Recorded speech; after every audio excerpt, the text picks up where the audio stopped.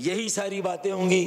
थोड़ा आदाद शुमार को आगे पीछे करके लोगों को कहीं यहाँ रिलीफ देंगे, कहीं वहाँ, ड्राइंग रूम के सोफे को इधर, कुर्सी को उधर, डाइनिंग टेबल को इधर। स्पीकर साहब, इस तरह काम नहीं चलेगा, ऐसे काम। और इसे अच्छा, आप सोशो, तशरीफ रखें अफरीदी साहब। सोशो नहीं होता, आप खामोश रहें। बोले ना बोले।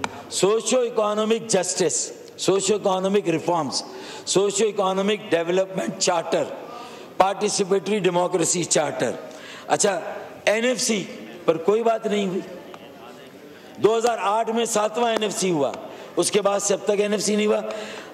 हमने प्रपोज किया है इस आईनी तरमीमी बिल में, यह है पार्टिसिपेटरी डेमोक्रेसी, जिसमें China, South Korea, Malaysia, Philippines, Thailand, चेपिद्दी का शोरबा, वियतनाम, आज उनकी एक्सपोर्ट 200 300 अरब डॉलर है और हम आज 30 अरब डॉलर पर हम रुके हुए हैं। स्पीकर साहब, हमारी 1 million bale cotton, 1 million bale cotton से बांग्लादेश 6.5 अरब डॉलर कमाता है।